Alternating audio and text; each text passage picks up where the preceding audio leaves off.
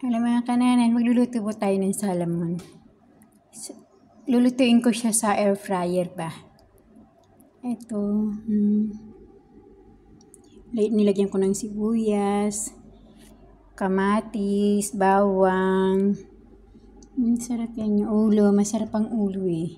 Ito yung laman. Meron din yung mala ng laman yung may tinik ba. Ito siya, ito. Lalagay ko po siya sa air fryer.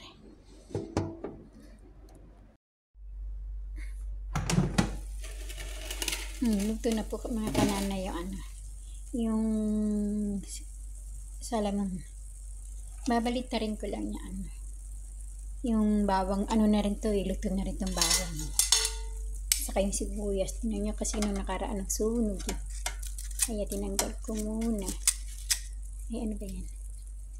Ayaw. Ayan, maano na siya, luto na rin. Ito din yung yung sibuyas. Binaliktad ko lang siya para maluto din yun sa baba.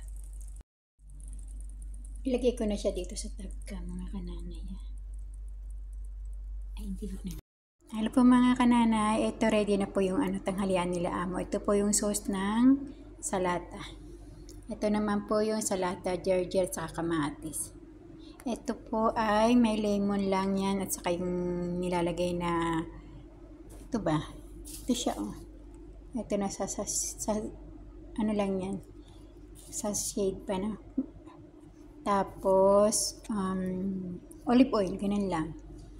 Tapos white rice. Yan lang yung nila.